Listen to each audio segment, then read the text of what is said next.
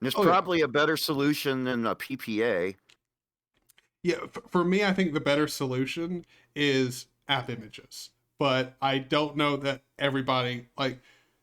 If everybody would just make app images, I feel like the world would be better. But Right. we're stuck with snaps and flat Yeah. packs, and it seems like e- out of the two, I would prefer that flat packs got bigger. But it seems like snaps are going to be the main way people get, you know, uh, And stuff if you're not done. on Ubuntu, who knows if the snap is going to work? Like the OBS snap works fine on Monjaro on both machines, but a lot of the other stuff don't.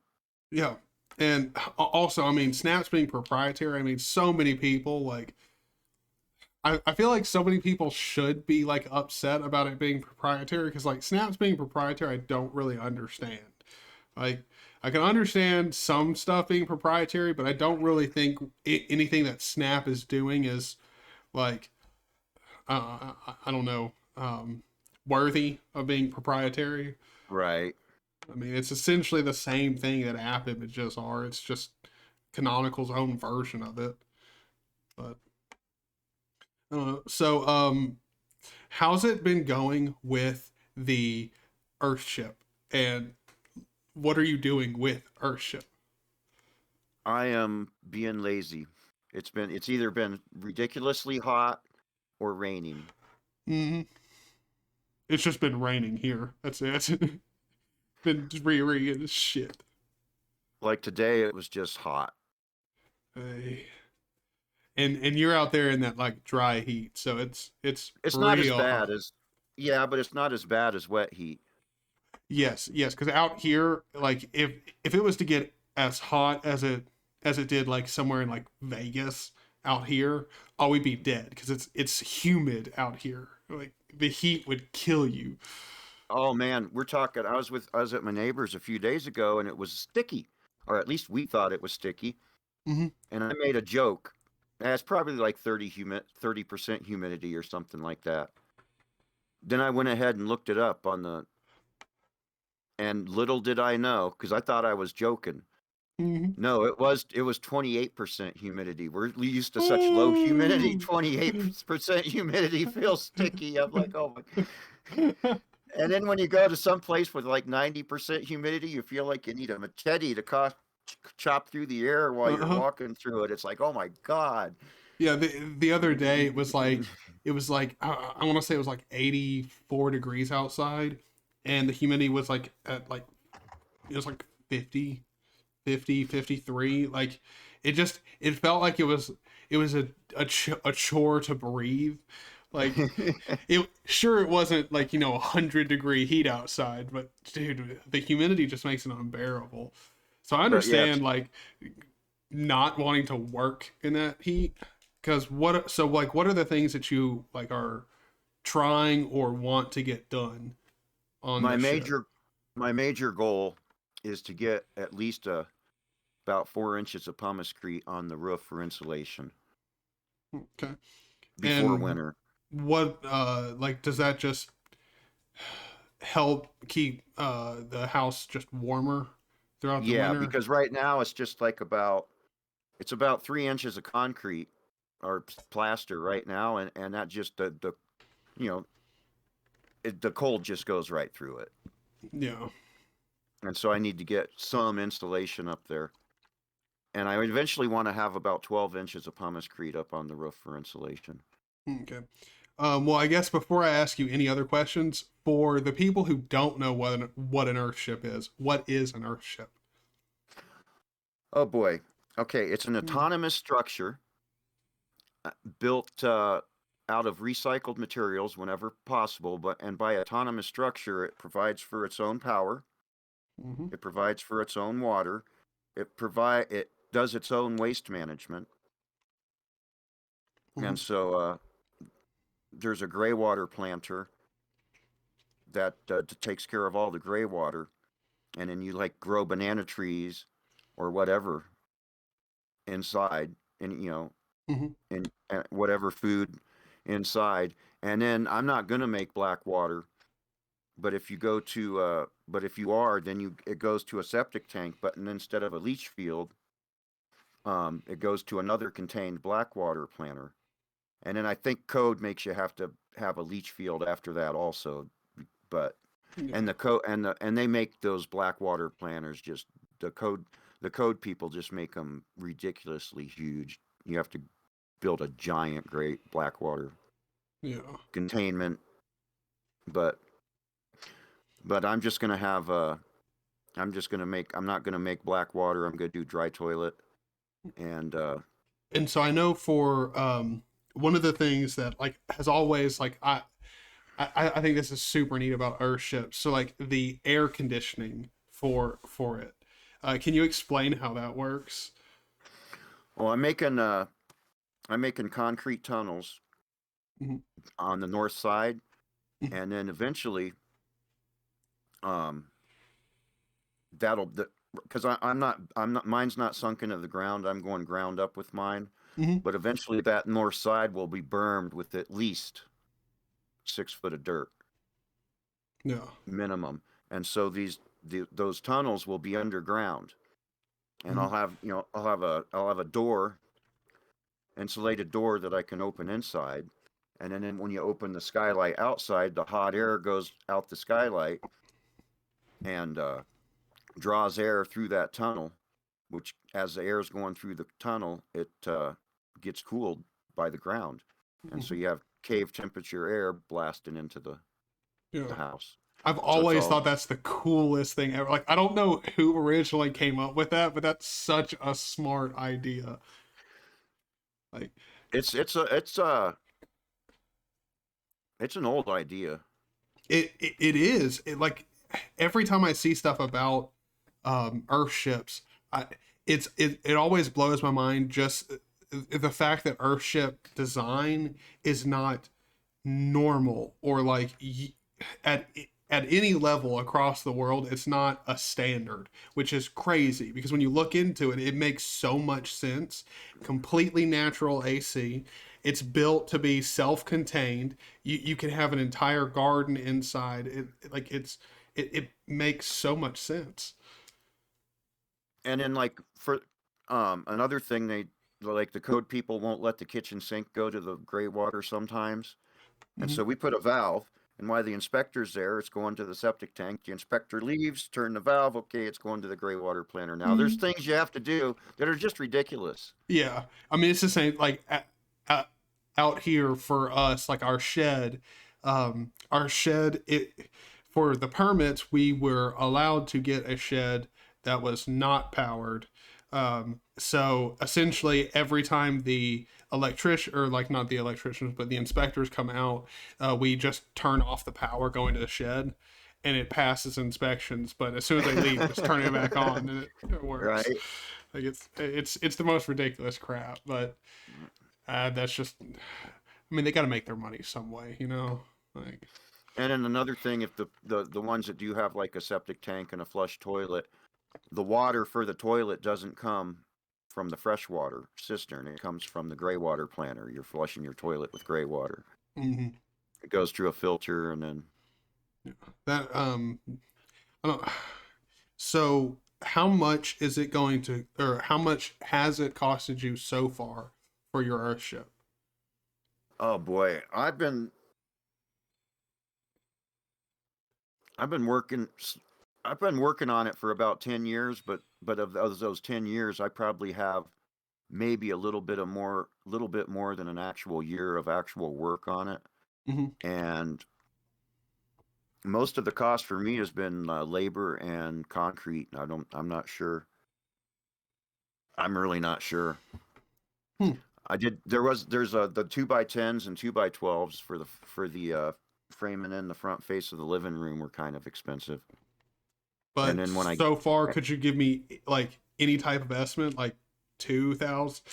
Probably 2,000 is a reasonable estimate. Up or down from there, I don't know. Okay, yeah, because I know they're material wise they're not extremely expensive, but I know labor wise they're incredibly expensive. If you got a 3-person crew, it's not too bad, but working by yourself, it also depends on how big of an Earthship you're going, because I watched one where they even had like, I think it was like 40 people working on it, and they had 20 people working on it for 2 months, and then 20 people working on it for another 2 months, and they did get it finished in it took an extra couple of people working for an extra month or so after that Right. to get it finished. But I mean, it was a very elaborate and very, very big project, and I mean, they got it done, but it was just so like there were so many tires to be laid, like so much concrete and earth to be packed in. Right. When I was interested in all the Earthship systems, but I was not interested in the tire aspect of it. Hmm. And then I worked for Earthship Biotecture. I worked for Mike Reynolds for 5 years, and then that changed my mind on the tires after actually doing it. And I've done other types of construction, and one of the things I've done is laid adobe bricks. Okay. And and I laid adobe bricks, double thick wall adobe bricks for a guy one time. And Hmm. after 2 weeks of it, when I went to get my check on Friday, I was stuck in the truck, and I'm like, I'm sorry, man, I can't do this anymore because my back was just so messed up from slinging hundreds of adobe bricks on the wall every day. And it's like it is hard work, but it's not harder than other other hard manual labor. And for me, it's easier than laying adobe bricks. Probably not if you're going for a 1 foot thick wall, but Yeah. you're getting a 20. Most of my walls are like 29 inches thick. Hmm. Yeah, and I mean, at the end of the day, you're gonna have a structure that not The the rammed earth is waterproof. Water's not going to erode it away because it's yeah. encased in rubber. Yeah, so I mean, and the building itself, like our Earthships are just so amazing in the fact, like when you're done, you have not just like an off-grid building, but a very well engineered off-grid building. Like it's not a type of building where like, yes, I'm off grid, so I don't have to pay for stuff, but in the summer it's hot as shit in here. Like you don't Hmm. like you don't really have those compromises. Uh, Right. so The last one I actually worked on for Mike Reynolds. Um, the living room stayed between 70 or 69 and 72, regardless of whether it was over 100 degrees outside or minus 20 to over 100. Because it holy fluctuates a crud, lot out here. yeah. And we usually don't get over 100 here up because we're high elevation, Hmm. over 7,000 feet elevation, but it can happen. Yeah. But So actually, I have a good question for you because I have looked out. I don't know it. Like, are you out in the oh gosh, like, are you living in New Mexico? yeah. Okay, I was looking out at some property out there, and um, how expensive is it where you like? I'm not going to ask obviously where you are, but like where I was looking at, I could find about an acre to like 1.5 acre for about $5,000-6,000. Is land out where you are pretty expensive? Um, it depends. If you're out in the middle of nowhere, it's like I think its average is about like $800 a quarter acre right now, unless you're trying to get it off the internet, and then it's just ridiculous. Yeah, yeah. That's I had to call some people because there was some price like on the internet when it came to like I was looking Or an for land. acre, or an acre could, or like just 20 miles away, an acre might cost $80,000 or something stupid because of the location.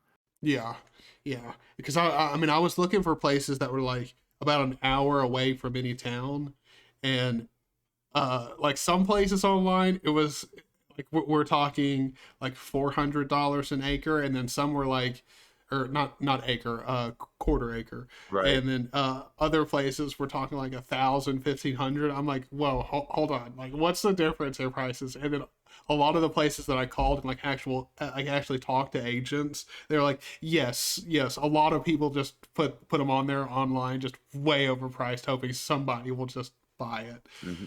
and never even come out there and look at the piece of property.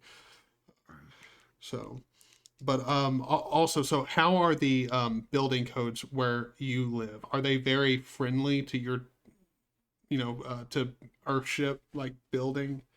Yes, they are actually, because it's Mike Reynolds has actually done a lot of work. He's been doing it for I think 40 years now, Hmm. and he's made legislature and all kinds of and so it's an actual there's actual code for it here in New Mexico.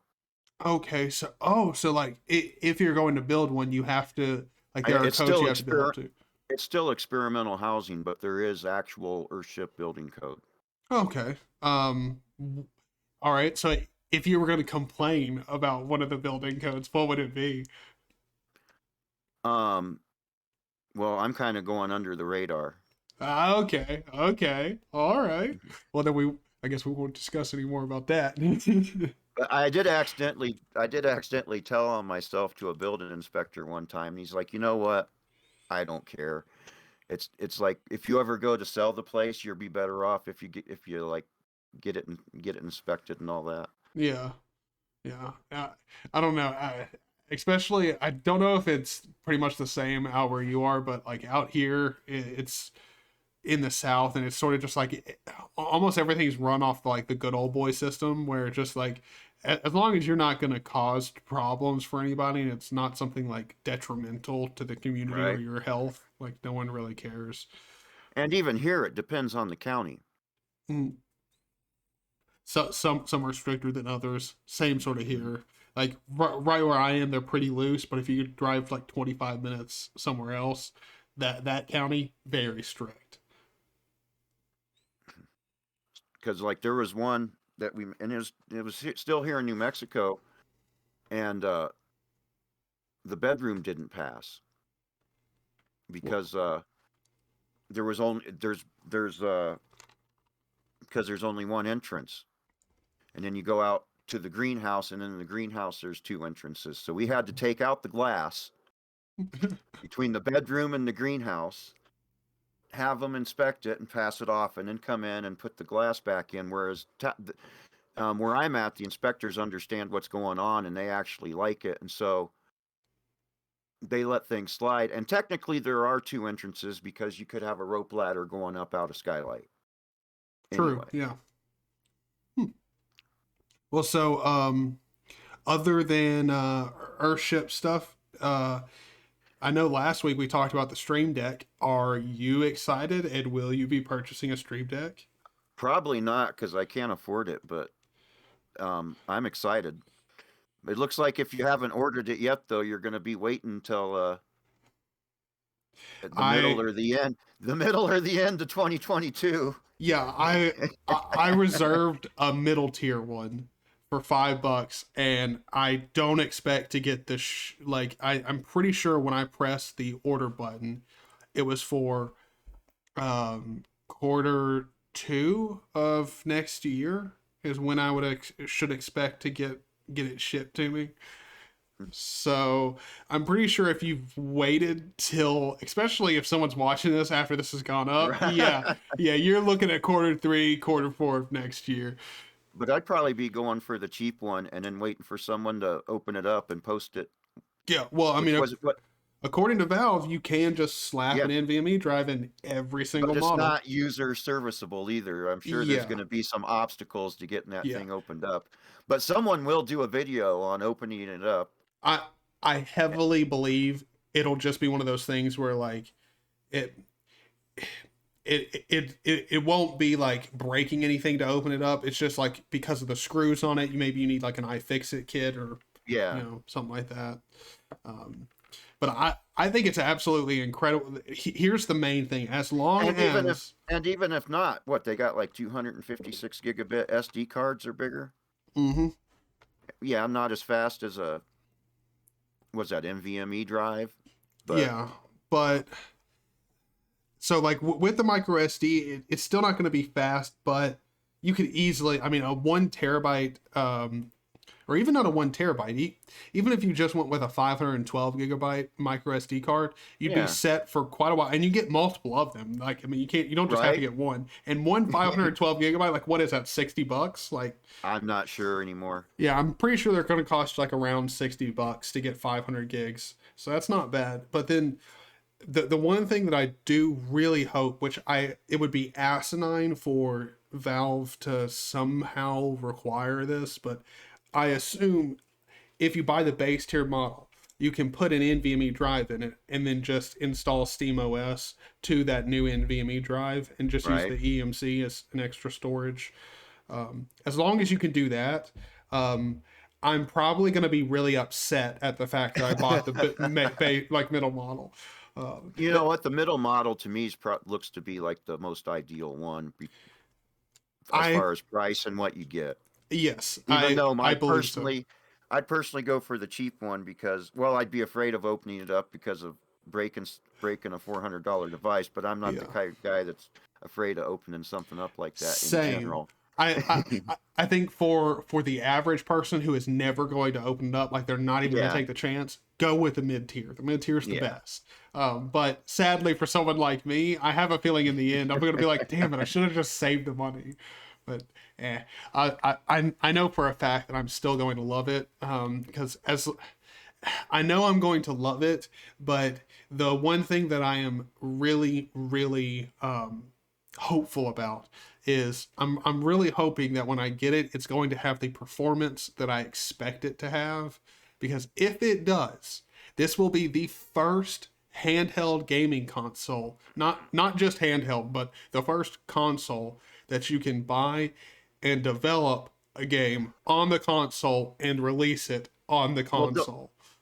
don't they have those? There are others available that are like little PCs. I mean, it's not the only one, but they're about twice as expensive, and I don't think Yes.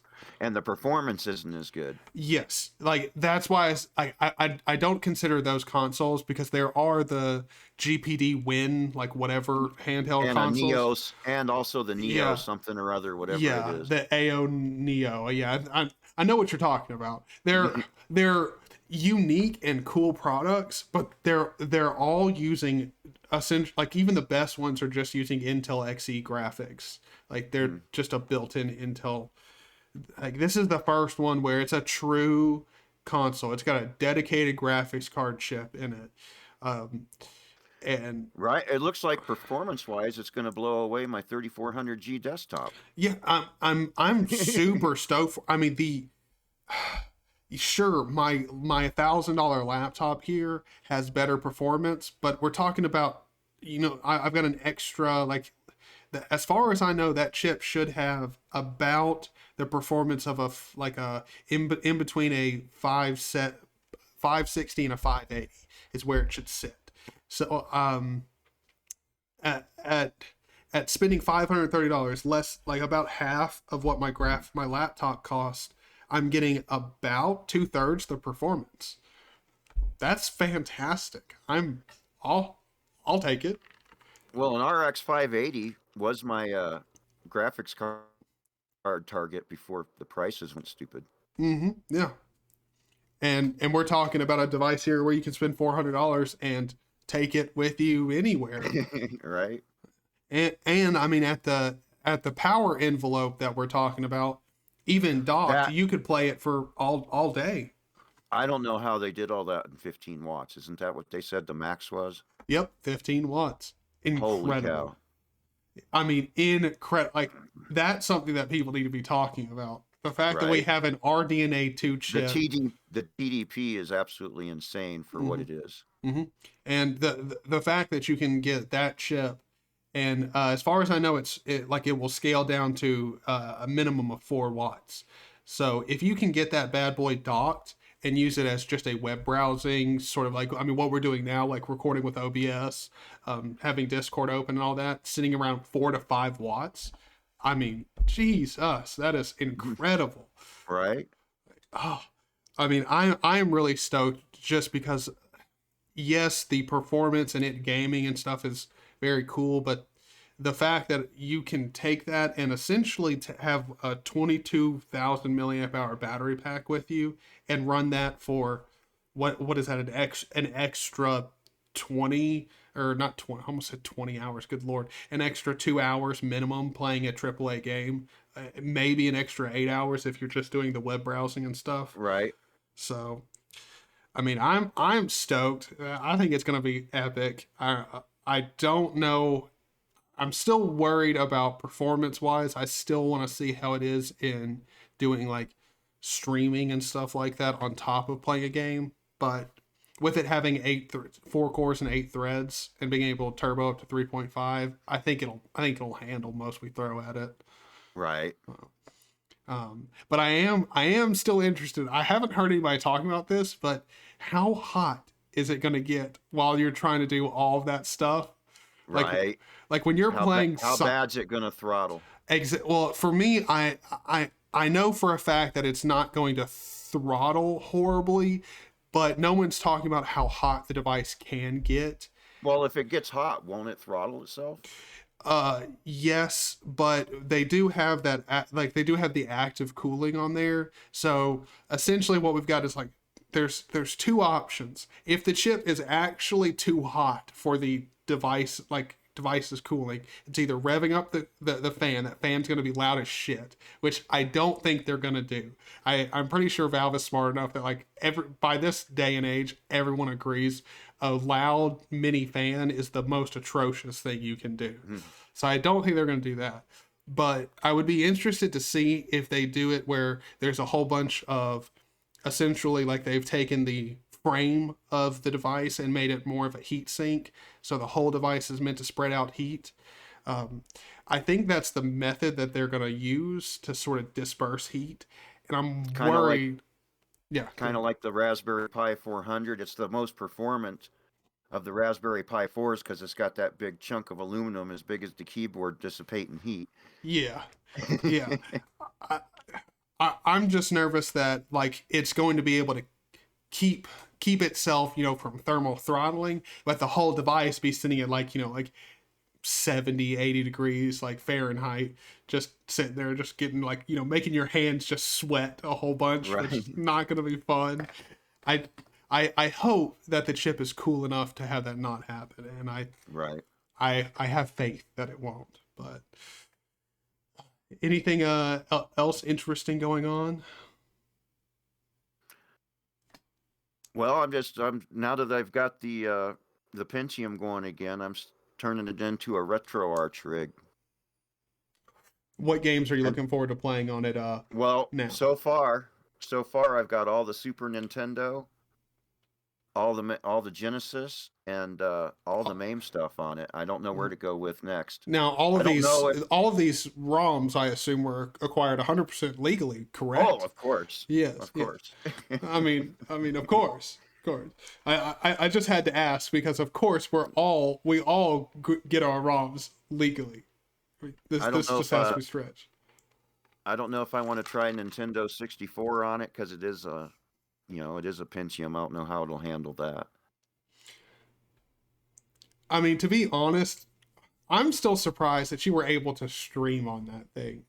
Like, it doesn't matter that you were doing it at a low resolution. The fact that you were able to stream on that thing is a testament to that Pentium. Yeah, but there will be another video made with it pretty soon. I'm not going to try streaming with it, but I'll simple screen record or some RetroArch on a crappy old Pentium. Since I brought it back to life. Have you tried playing N64 games on it? And not yet. I would be interested to know if they because I know they probably run on it, but I would be interested to know if they run very well. Because I know N64, it typically plays better with emulation, but it's just when you come down to like low hardware on the N64, it can cause some weird bugs. Like I don't know what game it was, but I know playing one and it like emulating on one of my older I think it was like a Celeron N4000 like. Well, it's better than a Celeron. Well, yes, yes. It is 2 cores, 4 threads. So I Oh, think a Celeron, you're lucky to get 2 threads, aren't you? yeah, yeah. Oh, I did not know you had 4 threads on that Pentium. So that's a newer Pentium. Yeah. Ah, okay, okay. I, I was thinking you had one of the older Pentiums where they were still just 2 cores.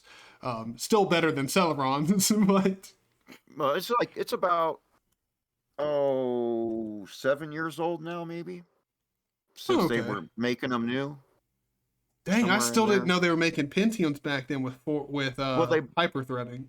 they brought the name back. They're still making them today, or at least last year anyway. There was it didn't last for very long, Really? but there was a Pentium they were selling at Walmart that was like, 6 years newer than mine, and That's someone actually put in the comments that they bought one and put Ubuntu on it, and it ran great. Some like it was like some $200 or $300 Pentium, 2 core, 4 thread, same thing. two Last year's hundred dollar. $200 or $300. Like I said, it lasted. It lasted for I think it lasted for like a half hour, and it was never seen on Walmart.com again. Holy crud! $200 Pentium. Well, I mean, people will I got buy mine. I got mine refurbished for $300, and that was like 6 years ago. what? Really? Because I mean, like Yeah. as far as I know, like an i7 is running like, or like a couple of years ago, we're talking like $300 for an i7, like Huh. 350. At least I mean, I think so. Maybe I just have my prices all screwed up now. Because I mean, now It's CPU hard to prices find are insane. something less than $300 actually. Yes, now I know. Like now, if you want to get like a 16 thread processor, you might as well be spending $400. Uh, I wish GPU pricing and CPU Unless pricing it's was a better. Chromebook, but those things I don't Mm, have much. I don't have much respect for them. no, I mean they're useless device. Honest to God, can you tell me that even if a Chromebook works like you're normally on the internet, how do you feel comfortable using a Chromebook? Like all it takes is the Wi-Fi going down, and you can't do shit with your device anymore. It's a web browser, basically. Yeah, like I don't understand. It's a $200 web browser. Like, like fuck that shit. Like I'll take a $200 POS laptop Yeah. over that. Yep. Like Yep. oh, I hate. To me, I hate Chromebooks because even if you get a Chromebook and you are the type of person who like I want to tinker with this and I'm going to put Linux on it. Once you get the the um, aborted version of Chrome gone and Linux on there, you still have to deal with Chrome. Like you're not ever just going to wipe it and make it a Linux laptop. Huh. Or even if you wanted to install Windows on the thing, it's no, you're not playing the game. I was when I got that Pentium, I was actually looking at those for about 2 minutes Hmm. because they're cheap, I mean, and it then only takes about 2 minutes to decide no. and the storage was the thing. The storage was like the big no go. I mean, they're like what? Even like the best one, we're talking 128 gigs. And at first I was like, yeah, so what? I'll open it up and put a bigger hard drive in it. No, you won't. Yeah, Okay, never no, mind.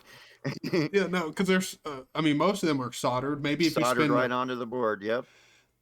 Maybe if you spend both cost. Maybe if you spend the $2,000 on like the Google Pixel like Chromebook, maybe that one's got an NVMe drive that you can replace. But at that point, why would you spend $2,000 on a nice web browser? Like, Holy cow, they're that much? when I know when the Google Pixel like book or the original Pixel Chromebook laptop launched, I know it was I think it was close to $2,000. Let me see. I actually want to look this Well, up. for Google that kind Pixel. of money, I'm going to go to System 76.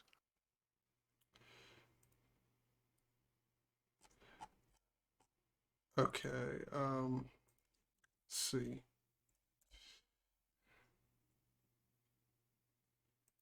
Well, the one that's out right now is $1,000. Google Pixelbook is a high performance Chromebook. You can spend $1,000 and $1,000 web browser. Woo! yeah, like that you can install Android apps on. Epic. Oh, okay, that's awesome. Like the atrocious thing to me about a Chromebook is like it's just you don't have that many options with and it's so limiting. I I feel like inside of the Linux space we get like a lot of the time we get like very sidetracked and concerned with like first world computer problems where like like I won't use anything like KDE or GNOME or Mate or whatever desktop environment because it's so bloated. Like I need my DWM where like when I boot into my computer, like it only uses 250 megabytes of RAM. Where like I mean in all reality, like KDE, like I have KDE right now with wobbly windows, which is just obscene. Yeah. When I switch through my workspaces, I have it where it's like a cube, like You rotating. still do the cube? Yeah, like Because the last time I installed Compiz on something, the cube wasn't available on it for some reason. I'm like, where's the cube? inside of KDE, it is available inside of settings, and so I've got essentially like the Linux desktop that like I remember back in the day, like I loved all of these effects and everything, and so like I've just been trying it out, and I don't know, like to me they're not very practical. Obviously they're not practical or anything, but my computer's fast enough to at this point it doesn't really slow it down, so I'm actually using it and enjoying it. And it's funny to me that like we're all like, this is so bloated and obscene, it's too much, and I'm still yeah. They got Plasma running just as light as XFCE nowadays, don't they? If not Yeah, lighter. dude, I'm like I have all of these effects running. I have Steam, OBS, Discord, Telegram running. I've got a whole bunch. I've got Firefox, tons of tabs open, and I'm using literally 5.2 gigs of RAM, and literally my grandmother has an older laptop that she uses for taxes, and we turned that thing on, literally eating 4 gigs of RAM before we opened up anything. Just to run the desktop. Just to run the desktop. Jesus. So I mean, we truly are spoiled, but then also at the same time, like there are If there you are have the cases- RAM and you're not using it, aren't you kind of wasting it? Yes. Yes. That's the way I look at it. Especially when you can have fun effects that like I don't know, like maybe you don't need but you do like. Like I understand the people who are like wobbly windows drive me insane. Like That's annoying. yes, like I think totally did that once understand a long time ago, and it's just annoying. But some of that stuff's pretty neat. that. Yeah. Like the cube effect for me, I really like that. And like probably from this point on, I'm gonna stick to it. I really like it. Right? But I don't know, like it's just one of those things where it's completely up to personal like your personal preference. And it because we are always like, oh, it's so bloated, we don't ever really talk about these cool nifty things where like because you have the choice you can do these crazy effects with your computer. They just need all this on Plasma. They just need all the settings in one convenient place, because that's the problem I had with it. I changed all the settings around, and then I wouldn't like something, and I try to find that setting again to change it back, and I couldn't find it. Yeah, And I then will say the settings has gotten better. I don't know if you've tried it lately. Have I you? haven't tried it lately. It's probably been about it may have been about 4 years since I tried it. It has gotten better, although Maybe even though I 3 say that, years. it's gotten more centralized in settings. However, the placement of things is still not good. Like the best example is in quick settings. When you open up the settings like application inside of quick settings, they do have where clicking on folders is, you know, like on most Linux systems, a single click opens the file, and that's normally the default. And then you can change the default to like clicking selects it, and then double clicking opens it. That's how I like to use my system. I like double clicking. Uh, Oh, I always change it to single click. yeah. And if I So don't want to open it, I right click because I right click all the time on stuff. yeah. Well, then in that case, you'll love. I mean, you'll love trying out KDE if you do again at some point, because that is their default. But for me, I had to change it. And like when I go into quick settings, for me, I'm the type of person like if you want to hide something from me, the best thing that you can do is put it front and center when I don't expect it. So inside of quick settings, like nothing's really labeled or organized. It's just settings that they assume that you might want to change. Um, Huh. pretty frequently or when you first go in there. And so I wasn't looking for it right when I opened the settings menu. I assumed I'd have to find it. And so I'm looking for mouse. I go down into the mouse section and it's not there. And then I go into Dolphin and I think it's like something that I need to change in the file browser or file manager itself. I look all over. I finally Google it, and after like looking at multiple different forum posts where people were saying it was in mouse. Like I'm like, it's not in mouse. But they were like from like 3 or 4 years ago. I finally Right. found someone who was like, yes, so it's when you open up the settings menu. Hold on, let me see if I can search. Yeah. If you open it up, you go into under workspace, there's workspace behavior. You click on that, and then in general behavior, it's clicking files or folders. And like when I finally found it, I was like, that is the dumbest placement for it ever. I've never found that. Yeah, I would have never found it. But of No. course, right after I changed it, I closed settings and went back in. And as soon as the settings when you popped back up, it was in quick settings. And I realized it's like one of the first selections that you can have. I felt like such an idiot. But KDE has turned out to be pretty usable. I was surprised because I thought it would be too bloated. Even Yeah, go Well, ahead. even though it wasn't for me, when I did try it out, wow, I could see why people like this. This is slick. hmm the one thing that I will say is I don't know if it's a KDE thing, but I think it is. Well, it's either a KDE or a Solus thing. But either way, my audio has been working superbly in Nice. KDE. I've never had my audio work this good. Um, I What I haven't had. don't Oh, go ahead. what I don't understand is how the heck did GNOME become the most popular desktop on Linux? It makes absolutely no sense to me at all. No, like the only thing that I will say in Gnome's favor is that it's clean. That's the only thing. Yeah. Like it's not cluttered, but that's it. Like you when you look at Gnome is not something where you look at it, you go, this is very aesthetically pleasing. You look at Gnome and you're like, oh, this is something that if you like it, you like it. But there's a good chance that you look at it and go, no. Like, this is just, nope, not for me. Because it is, like, I don't know, it's unique. That's just how I'd put it. Gnome's doing definitely their own thing, and if you like Gnome, you like Gnome. Uh, but that being said, Gnome in the past has been really bad, just just really bad.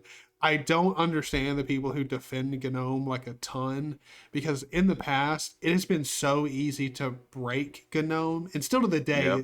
still to today, it's pretty easy to break GNOME. And like KDE, like I've been using KDE and I have done some wacky shit with this thing so far, and I haven't come close to breaking it once. GNOME, I have installed extensions where I'm like, oh god, I'm gonna have to get this gone, or my entire system's not gonna boot or something. Like, like when's the last time that you used GNOME? um, what did I? Like, You have know, you? maybe. I think the last time I tried it was maybe a year ago. Oh, Either a okay. year ago or 3 years ago. Hmm. I think it was a year ago, and I tried it for. We talk like 3.36, like somewhere in there. I'm not sure. Okay, but you haven't tried it out since GNOME 4 or GNOME No, 40. but Okay. I tried it, but I remember the last time I tried it, it's like, okay, this is more sane than it used to be. I still don't like it. Yeah. Uh, the problem I have with GNOME 40 is GNOME 40 is an improvement on GNOME in a lot of ways. However, GNOME, and I haven't tested this out with KDE yet, so I can't give it a good thumbs up until I've done this. But GNOME has this horrible shit where you plug in an extra monitor. And so like you have like plenty of workspaces on your main monitor, but on the extra one, you just get one workspace on that monitor. And it's the most annoying and odd thing. Like it'll zoom out where like you should have the option to add workspaces and just none. And Huh. that makes GNOME completely unusable for me because like I want extra workspaces. I Isn't do. isn't KDE probably the best one for multi-monitor support? In my opinion, yes. I think KWin is a much better window manager. Um, than I mean, GNOME is one of those projects where like if you don't need a lot of customization and when you use GNOME, you just automatically love it, stick with it, you'll like it. But if you want to do anything with it or you have a more advanced use case where you are playing with multiple monitors, you've got a workflow down, uh, stuff like KDE or like window managers, they just are better in general. Um, the only thing for me though is like DWM just keeps calling me back. I love DWM. It's so fun to play with. That being said, I don't know if you watched it, but I checked out Surf in a live stream. I tried compiling Surf like the suckless web browser. Oh, Um, I tried compiling it. It was a nightmare, an absolute nightmare. I couldn't get it to work. how'd Um, your Gentoo experience go? about as good. I got Gen 2 installed, and then I got into what was it? Oh gosh, circular dependency loops. So like I needed to install like Harfbuzz, and this needed free type, and it just led into a loop. I got that fixed, but then found another one, and this is all before I've gotten stuff like I don't know, like Network Manager or something running. Like we haven't even gotten to Xorg, and I'm already like hitting. So it don't sound like you actually got it installed. Oh no! Well, I got Gen 2 installed, but I did not get a working Gen 2 like install where I was happy using the desktop. No, no, not there. It was not that good. I was able to get like the actual operating system to install, which was very good, but past that, no. And also in that experience, I found out Gen 2 is just not the distribution for me. Like Hmm. I I want a customizable distro, but I don't want a distro that I legitimately need to maintain myself. Like Hmm. I enjoy tinkering with my distro, but I don't want to have to ensure that my distro like I'm the critical like failure point. Like like that should not be my job. Like I can do stuff. I just don't want to be responsible for why my computer doesn't work. I want to be like the maintainers of my distribution need to do their job properly. Right? That's just I'm that type of user. But I do respect the type of people who want to use Gentoo. Like I think it's a great distribution. It's just definitely not for everybody. Like I don't think you would be happy. Like if I forced you to use Gentoo, do you think you'd be happy?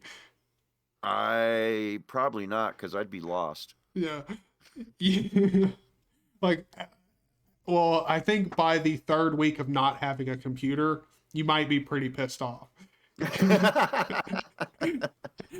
Because I mean, like I tried, like it's been altogether, I have probably put in like realistically, like if we're talking like where Steam tracks your like gameplay time in a game, if I was to do that with Gen 2, I would bet with absolute certainty that I have a little bit over 24 hours in Gen 2, where like waking by the computer, like I'm not talking about compiled times, like that would be even longer, but I'm talking like game time working with Gen 2 be at least 24 hours, and I still haven't gotten to a point where I'm like, oh, I have Xorg installed and I can go into DWM, much less have something like a compositor working.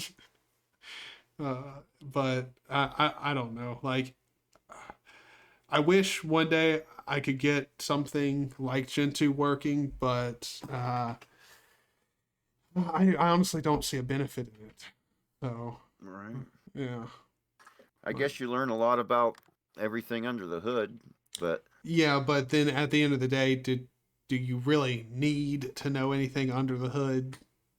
Like, I mean, some things it might be interesting for, but for right. me, the way that I'm thinking about it, like, I mean, I would much rather, like, right now, I'm trying to spend some time and get my 3D rendering skills, like working with Blender. I'm trying to get my 3D modeling. There we go. Modeling skills better.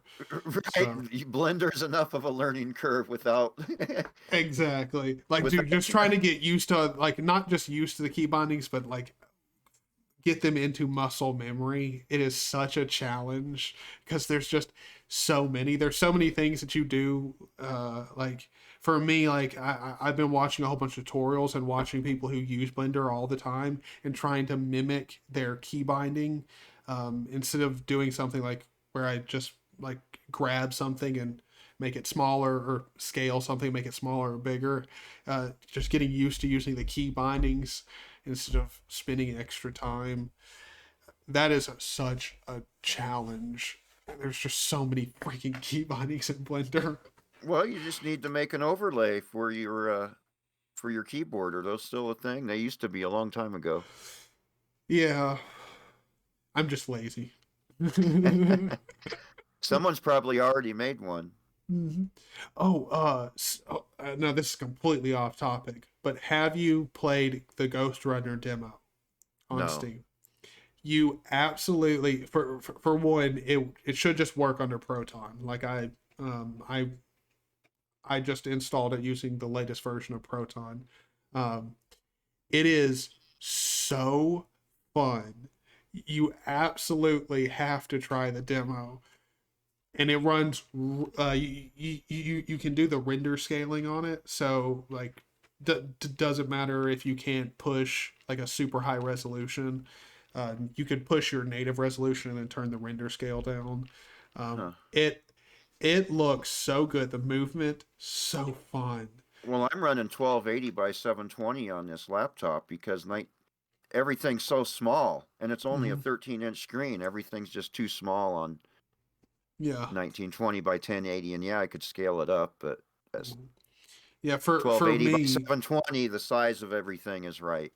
for me, I was playing it, and I I had it at a render scale of 60, running it at 1080p, because I have a 144 hertz panel, so I mean the more FPS I can push, just why not? Looks smoother. Dude, the movement in it is so good. I absolutely like. It's one of those games where even if you don't think the story is at all interesting, the graphics for a platforming game is very good. How It, big is it? I don't think it was that big. I think it was about 8 gigabytes. Oh, I got room for that. Yeah, let me see. If I can click on it. Oh, Because some of properties. some of these new games, well, it's a demo too. It's not a full game, Yeah, but these new 50 to 100 gig games, yeah. it's It was just too six point much. six gigs. Oh, excuse Well, me. how? But Well, yeah, how? it What's the it name ain't of bad. it? Ghost Runner.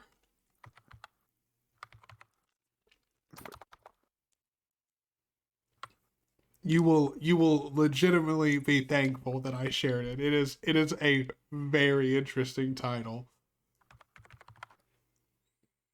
Is that one word? Yep. Aha. I'll try that. And it's like you play as like a cybernetic ninja. Like it's so hard to describe, but it is epic. The movement is very fast paced and very unique. The game doesn't have to be, but out of the box, it is extremely gory. Um, like you're sprinting around at like a very high speed, like with a katana, just dismembering people. It is. All right. I mean, it Downloading is. it. Yep, it is epic. Um, the With story for it is unique. Wait, what? with a katana, huh? Mm-hmm. Yep. I've been looking at the was there Ninja Warrior remastered? Mm-hmm. It's an old there's a I think the name of it was Ninja Warrior. The old it was another one of those old games built on the Duke Nukem 3D engine, but you had a katana Yeah. and the guy's name was Wang and it was all kinds of politically incorrect. I think I've heard of that game. Um, for a second, like when you first started talking, I was thinking like American Ninja Warrior, and I was like, No, no, no. yeah, like uh, the one where like soccer moms get injured and shit. But the one thing about Ghost Runner I will say is it starts off Oh, intense. Shadow Warrior. Shadow Warrior is the one I'm talking about. Oh, okay, yeah, yeah, I know what you're talking about. Yeah. Uh, no, for those who are like going to listen to us and then go and download the demo, I will just go ahead and say, if you're somebody who's like heavily against gore, let me just go ahead and tell you how the game like starts off. The game starts off, you look at your robotic hand and then jump off of a balcony and stab a man in the jugular. So, Nice. yeah, like it starts off as one of the best intros to a game. Like, for one, I haven't ruined anything because it's not a surprise when it happens. It's more of one of those things like the intro cutscene is just to like I guess to convey the art style because it's a very photorealistic environment, but very like cyberpunk esque. But if cyberpunk was actually like a beautiful game, like they promised, you know, it's it's one of the very few demos that I've played where I'm like, holy crap, take my money, please. I want the game. Huh. But I've I don't also know. been playing Prey. It is there any games that you've been playing that like have come out recently? I checked out the Death Trash demo and I like that, but I could see where Yeah. it put off a lot of people with the graphics but I liked Yeah, it. I loved I it. liked it. I Yeah. like the hipster pixel graphics. I'll be interested in getting it when it's hmm I I think the I really newest liked one it too. I think the newest game I have is Atom RPG, and then I ended up in I liked it enough I went and got the sequel to that I think is in early access still. Question: do you have Killing Floor, the original? No, I need to buy you that game. We'll stream that but, together one day. but yeah, Atom RPG and Atom RPG Trudograd, which I haven't played yet. I've only played a little bit of Atom RPG. Um, I think are the newest games I got, Yeah. I and actually like haven't played Atom RPG. What's that? it's a it's a modern Russian love letter to classic Fallout. It's a lot like Fallout 1 Oh. and 2. It's a lot like Fallout 1 and 2, the turn-based combat and the clunky hmm interface, Yeah. but it's modern. Yeah. So it's just been And it's like not the art style's been modernized. yeah, the art but it's like post-nuclear apocalypse, but it's not, it's not it has a lot of similarities to classic Fallout, but it's different. Yeah, I love that. Like I am one of those people who like I I love And the it's older Fallout games. and it's only like at like 50, it's only like $15 when it's not on sale. Okay. And I'm sure if you went to some place like G2A, you could get it for hella cheap. Yeah, but why not support the indie developer? Exactly. That's the one thing. Like when people like make the comment of G2A, I'm like, I mean, G2A, like yes, like I understand G2A like is nice for when you can afford a game, but when you can afford a game, like when the games are reasonably priced, like come on. G2A is nice when you're gonna buy a AAA game and like you can at least save like $5 on it. Like Yeah, and like Atom RPG Trudograd, it's in early access, which I usually don't buy, but I liked Atom RPG enough, and it's like only $11, oh yeah, and that they ain't give bad you at all. native Linux versions. You don't have to use Proton or nothing. It's like we were talking before. These indie developers can give us with limited resources can give us native Linux versions, but the big developers somehow don't have the resources for that. Yeah, Don't make sense. it's honestly ridiculous. I mean, Yep. with any modern gaming engine, you can just build out to Linux. It's not complicated. I also hate the the Rocket League devs excuse like it's too much work to to support the Linux community. I'm like, um, Well, I I understand making the argument on the basis of there's a whole bunch of different types of systems, so there's more bugs that you can encounter. but if you're just targeting Steam and not targeting a dozen different distros, Well, that doesn't even like for one, pick a distro and just support that. That's right? fine. But it even if that's just too not good enough for you, the thing about the Linux community is if however you go about doing it, whatever platforms are having issues, the Linux user base is one where almost everybody is going to be at the point where a small bug, like let's say like vsync is not functioning. Almost everyone who uses Linux knows, okay, if vsync's not working, most likely all I need to do is input the Steam command for esync, and then Mhm. it's going to be fine. Like people can overcome small challenges on Right. Linux compared to Windows, where if you have even the smallest bug, people are going to freak out. Hmm. It's just different. So, well, is there anything else you want to talk about for this podcast? I can't think of anything else right now, Yeah, been a good talk. It's been a real good talk. but Um, yeah, I guess the next podcast we'll be doing if we don't do this for a long time, we might end up just both doing this podcast from Stream Decks, you know, in the near future. If once the Valve takeover of you know desktop Linux is true. Like I love the people. Like I don't know if you've seen them, but there are these Reddit threads where people are talking about how uh, the Valve Steam Deck is going to take over. Like it's going to make push Linux desktop to everywhere. I wish, but it's not going to happen. Yeah, no. I'm like, yes, there are going to be people who love it because they're, Steam Deck is a PC, but for A lot most of people people, are saying they're a lot of people are saying they're going to put Windows on it, which would just at least give SteamOS 3.0 a chance before and Proton a chance before you do that. Come yeah, on, guys. I think most people are because if you think about it, the amount of people that are going to buy it, and then like their instinct is to put Windows on it, but then they realize they need to buy an adapter or the dock to be able to plug in just a regular USB like plug to install Windows.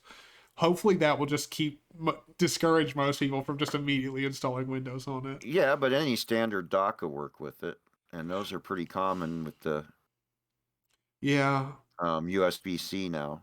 Well, so if I hadn't have sent you that USB C adapter with that laptop, would you have had one already? No, but I would have bought one that had a network adapter on it. Oh, that one doesn't have a network. Oh, my bad.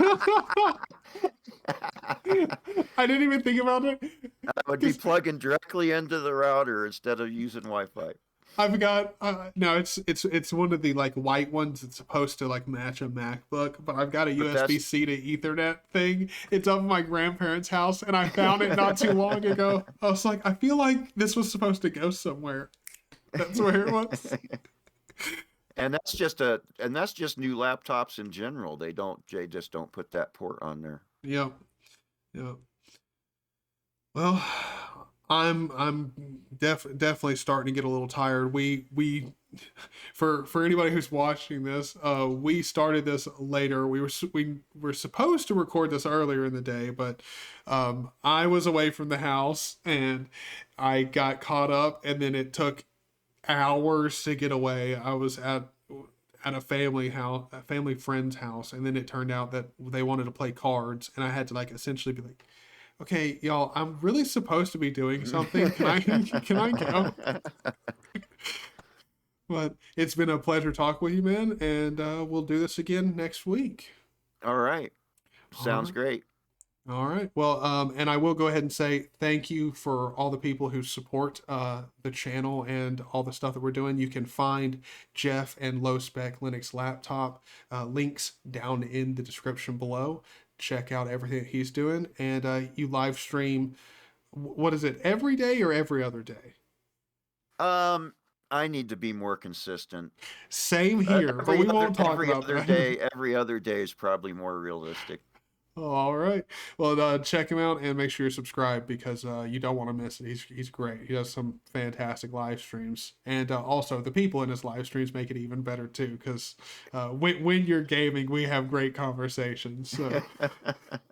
I think I might have actually got someone switched over to Linux on one of those live streams, because there was a guy whose grandparents keep getting viruses on Windows, and I was like, well, try this, and this. I can't remember exactly. I think I. Oh yeah, I remember that. Yeah, I he can't was remember asking what us I recommended, but it was probably Ubuntu Monjaro and like Mint I Mate or something. I think gave him 3 recommendations instead of like if you go look it up, there's hundreds, and you're like wouldn't know where to start. Yeah, I think it was we ended up recommending. I know Manjaro was one of them. I know I recommended Pop OS, and I know he said that was going to be one of the ones that he considered. Right. And I think someone, it may have been me, and someone else also recommended Zorin OS as well. Just because Zorin was, Zorin is a more modern ripoff of Windows, but the other examples are better just because they're proper desktop environments. Like right. Zorin is a proper desktop environment, but it's meant for one thing and one thing only, to copy Windows. Like it's not really meant for functionality or whatever. But well, I will see you in the stream later. All right. Peace.